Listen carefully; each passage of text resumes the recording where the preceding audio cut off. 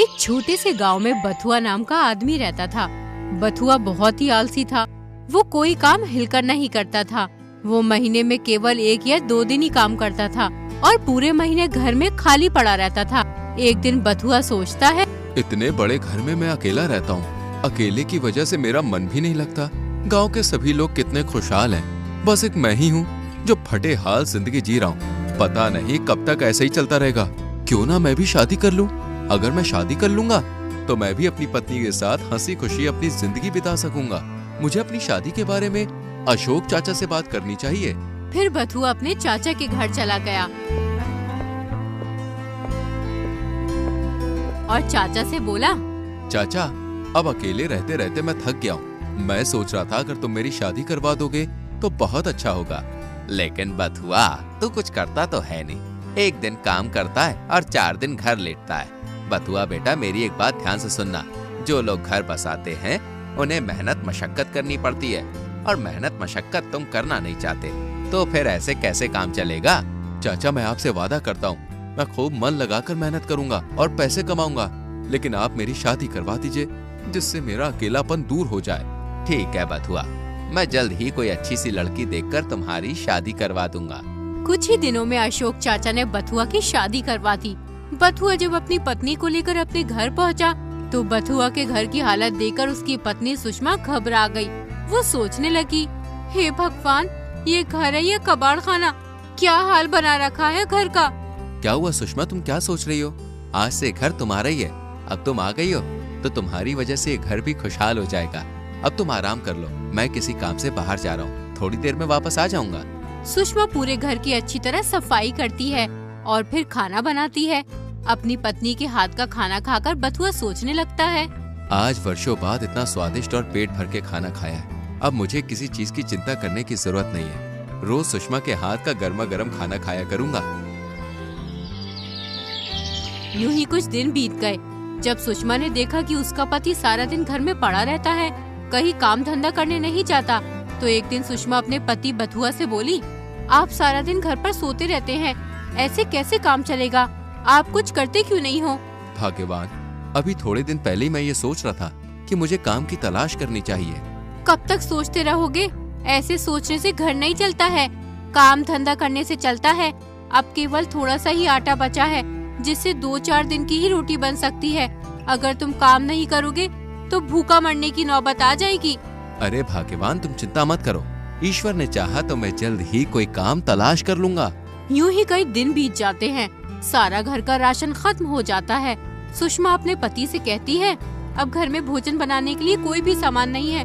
मेरी समझ में नहीं आ रहा है कि मैं क्या पकाऊं और क्या तुम्हें खिलाऊं। लगता है अब तो भूखा ही रहना पड़ेगा।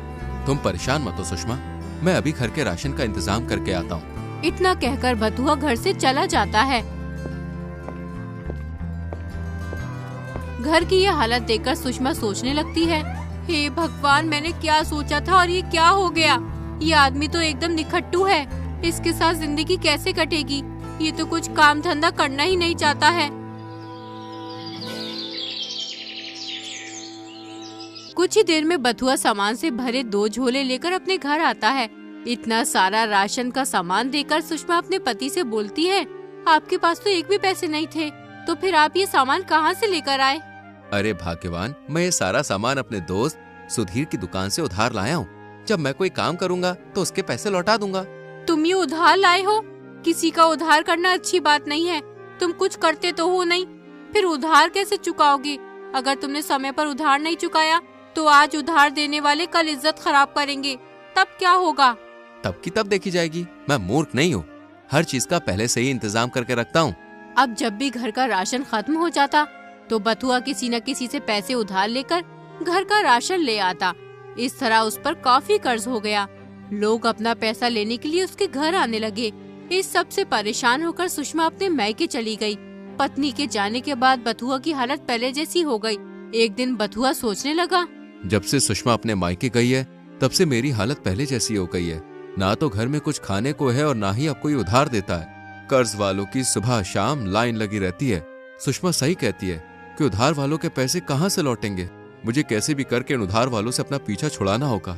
एक काम करता हूँ, अपनी ससुराल चला जाता हूँ। 1-2 महीने वहीं रहूंगा और खूब खा पीकर मौज करूंगा। कर्ज वालों से पीछा छुड़ाने का ये अच्छा तरीका है। ना यहाँ पे रहूंगा और ना ही कर्ज मांगने वाले मुझे परेशान करेंगे। अगले ही दिन बथुआ अपनी ससुराल की ओर चल पड़ा।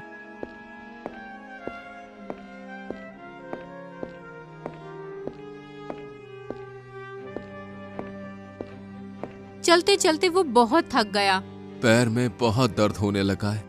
थोड़ी देर इस पेड़ के नीचे आराम कर लेता हूँ, वरना ससुराल पहुँचते पहुँचते तो मैं मर ही जाऊंगा। फिर बथुआ कुछ देर के लिए उस पेड़ के नीचे सो जाता है। कुछ देर आराम करने के बाद वो अपनी ससुराल की ओर चल पड़ा।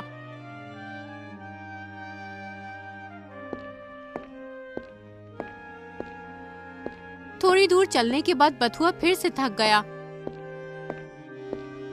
कोई सवारी भी तो नहीं है जिस पर बैठकर मैं अपनी ससुराल जा सकूं। तभी बथुआ की नजर एक घोड़े पर पड़ती है।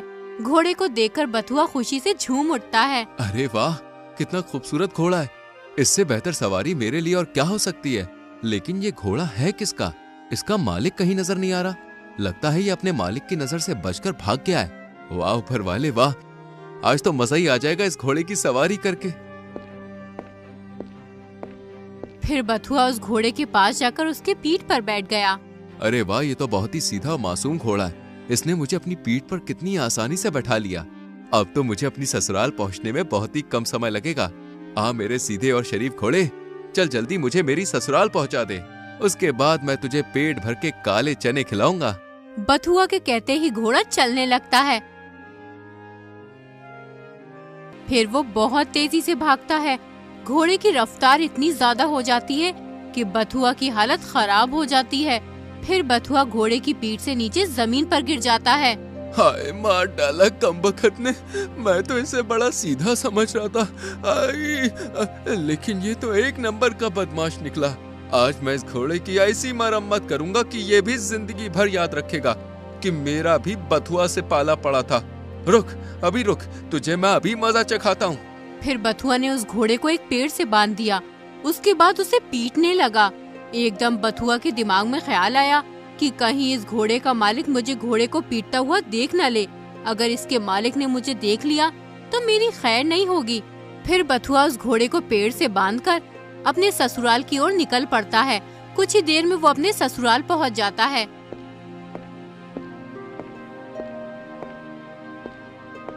अरे दामाद जी, आप? मैं अभी सुषमा से आपके बारे में ही बात कर रहा था।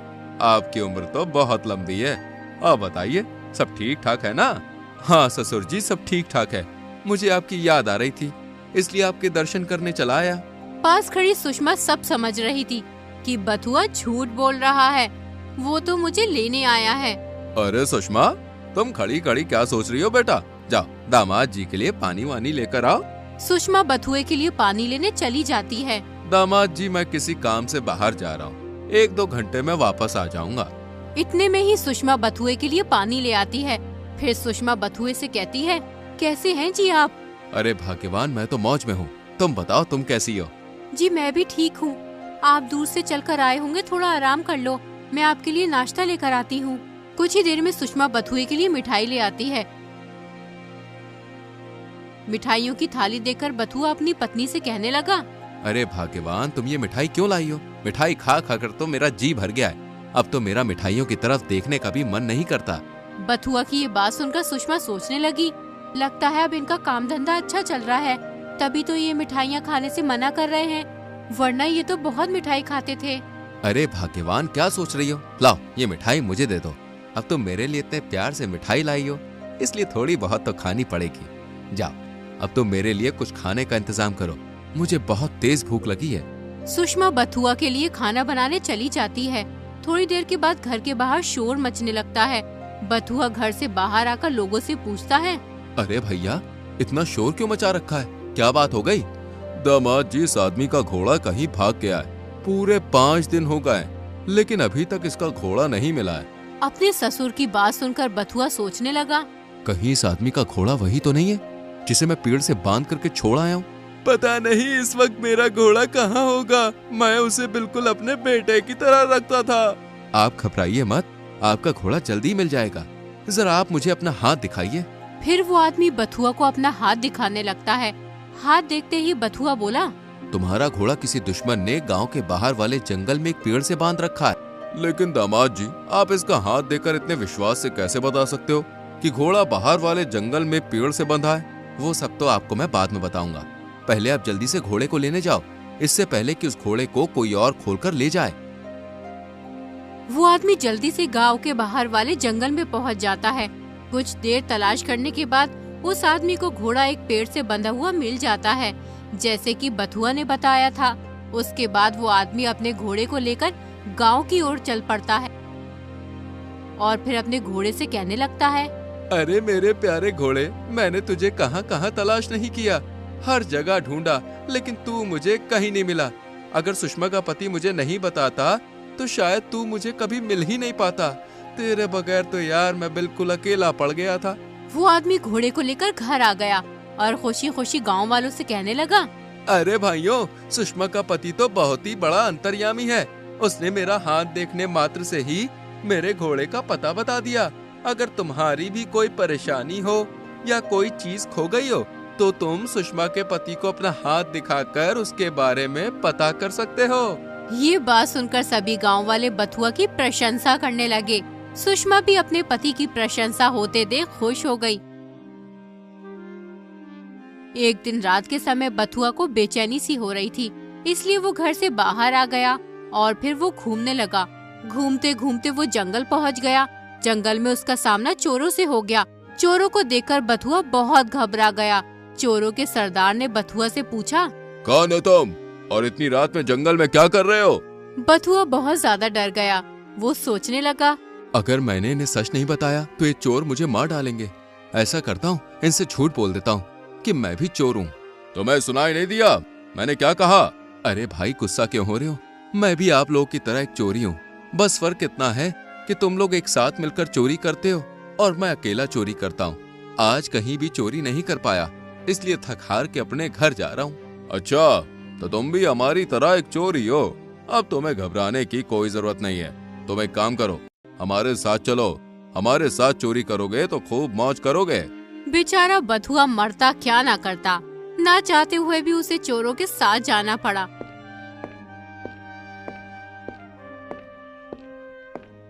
फिर चोरों का सरदार बथुआ से बोला, देखो बथुआ, आज से तुम हमारे साथी हो।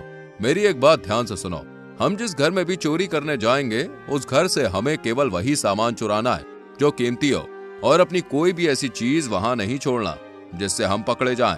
ठीक है भाई, मैं समझ गया। जैसा तुम कहते हो मैं वैसा ही करूँगा।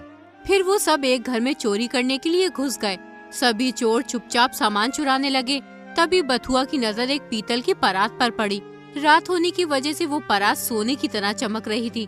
बथुआ ने सोचा, अरे वाह, कितनी बड़ी सोने की परात है। ये इस घर में सबसे ज्यादा मूल्यवान है। अगर मैंने ये परात उठा ली तो चोरों का सरदार मुझसे बहुत खुश होगा। फिर बथुआ ने वो परात उठा ली। अरे, परात तो बहुत भारी है, इसकी तो बहुत अच्छी कीमत मिलेगी। एक बार इस परात को बजा कर देखता हूँ, माल अच्छा भी है या नहीं। जैसे ही बथुआ परात को बजाता है, घर के सभी लोग उठ जाते हैं और वो बथुआ समेत सभी चोरों को पकड़कर राजा के पास ले जाते हैं। और फिर उस घर का मालिक राजा को सारी बात बताता है। राजा बथुआ से पूछते हैं, क्यों भाई, तुम परात क्यों बजा रहे थे? परात बजने की वजह से तुम सभी पकड़े गए। बथुआ बड़ी चालाकी से राजा से बोला, महाराज, मैं चोर नहीं हूँ। मैं तो बहुत ही सीधा साधा और एक शरीफ इंसान हूँ। मैंने तो इन चोरों को पकड़वाने के लिए परात बजवाई थी। राजा ने बथुआ की बात पर विश्वास कर लिया। भला ये आदमी चोरों का साथी होते हुए भी परात क्यों बजाएगा? अवश्य ही इसने चोरों को पकड़वाने के लिए ही परात बजाई होगी। फिर राजा बथुआ से बोला, शाबाश नौजवान, हम तुमसे बहुत खुश हुए। तुमने बड़ी ही चतुराई से इन चोरों को पकड़वाया। इस खुशी में तुम्हें 20 सोने के सिक्के इनाम में दिए जाते हैं। बहुत बहुत शुक्रिया महाराज आपका। अब मुझे घर जाने की इजाजत दीजिए। फिर बथुआ 20 सोने के सिक्के लेकर अपने घर आ जाता है। जब बथुआ अपने ससुर को 20 सोने के सिक्के दिखाता है तो उसका ससुर कहता है, अरे दामाद जी, इतने सारे सोने के सिक्के कहाँ से लाए हो? ससुर जी, ये सोने के सिक्के मुझे महाराज ने दिए क्योंकि मैंने चोरों को पकड़वाया, इसलिए महाराज ने मुझे ये 20 सोने के सिक्के इनाम में दिए। दामाद जी, हम लोग तो रात से आपको तलाश कर रहे थे। हमने तो समझा था कि दामाद जी बगैर बताए अपने गांव चले गए, लेकिन आपने तो बड़ी ही बहादुरी का काम किया उन चोरों को पकड़वा कर। पूरे गांव में बथुआ की होशियारी की बात फैल जाती है कि सुषमा का पति बहुत ही होशियार है। उसने गांव में चोरी करने वाले चोरों को पकड़वाया है। सुषमा अपने पति की बहादुरी की बात सुनकर सोचने लगती है, मेरी तो मति मारी गई थी, जो इनके बारे में ना जाने क्या क्या सोचती थी कि एक नंबर के निखट्टू हैं, सारा दिन घर में पड़े रहते हैं। लेकिन मैं तो गलत थी, ये तो बहुत ही समझदार और होशियार है। आज के बाद मैं इनके बारे में कभी गलत नहीं सोचूंगी। गांव के बहुत से लोग बथुआ से मिलने आने लगे। बथुआ भाई, आपने तो कमाल कर दिया, लेकिन हमें भी तो बताओ, आपने उन चोरों को पकड़ा कैसे? अरे भाई, ये सब तो मेरी ज्योतिषी विद्या का कमाल है। मुझे तो एक दिन पहले ही पता चल गया था कि गांव में चोरी होने वाली है। फिर मैंने उन चोरों को रंगे हाथ पकड़कर राजा जी के पास ले गया। अब तो पूरे गांव में ये बात और भी ज्यादा फैल गई कि बथुआ एक बड़ा ही ज्योतिषी है। उसके पास हर चीज की मालूमात है। एक दिन अचानक रानी का हार चोरी हो गया। पूरे नगर में चोर की तलाश की गई, लेकिन चोर का कुछ अता पता नहीं चला। फिर राजा मंत्री से बोले, मंत्री, चोर का कुछ पता चला कि नहीं? महाराज, अभी तक उस चोर का पता नहीं चला, लेकिन महाराज, हमारे गांव में एक ऐसा आदमी है जिसे हर चीज का ज्ञान है। वो जरूर हार के बारे में बता सकता है। कौन है वो आदमी जिसके बारे में अभी तक हमें पता नहीं चला? महाराज, आप उसे जानते हो। वो आदमी वही है जिसे आपने चोरों को पकड़वाने की खुशी में 20 सोने के सिक्के इनाम में दिए थे। सैनिकों, जाओ, जितनी जल्दी हो सके उतनी जल्दी बथुआ को हमारे पास लेकर आओ। फिर 2 सैनिक बथुआ को पकड़कर राजा के पास ले आते हैं। फिर महाराज बथुआ से कहते हैं, सुना है कि तुम बहुत बड़े ज्योतिषी हो, तुम्हें हर चीज का ज्ञान है। थोड़ा बहुत जानता हूँ अन्नदाता, ईश्वर की कृपा से। ज्योतिषी बथुआ, तुम वाकई आला सोच वाले आदमी हो। जो लोग अक्लमंद होते हैं वो कभी अपनी सलाहियतों की तारीफ नहीं करते। अब तुम मेरी बात जरा ध्यान से सुनना। रानी का हार कोई चुरा कर ले गया है। तुम्हें हर चीज का ज्ञान है। अब तुम हमें बताओ, रानी का हार कौन चुरा कर ले गया है? तुम्हारे पास कल तक का समय है। कल तक रानी का हार मिल जाना चाहिए, वरना तुम्हारी खैर नहीं। जो हुक्म महाराज, कल तक रानी का हार जरूर मिल जाएगा। इतना कहकर बथुआ अपने घर चला गया और फिर सोचने लगा, अब क्या होगा बथुआ? मैं रानी का हार कहाँ से तलाश करूं? अगर मैंने कल तक महाराज को रानी का हार नहीं दिया तो वो तो मुझे सूली पर लटका देंगे। मुझे ये मेरे झूठ बोलने की सजा मिल रही है। अब मैं क्या करूं? हे ईश्वर, मेरी मदद कर। बथुआ ये सोच ही रहा था कि उसके पास उसकी पत्नी सुषमा आ जाती है। वो बथुआ से कहती है, क्या हुआ जी, आप इतने उदास क्यों हैं और आपको महाराज ने क्यों बुलाया था? महाराज को मुझसे कोई जरूरी काम था, बस इसी सिलसिले में बुलाया था।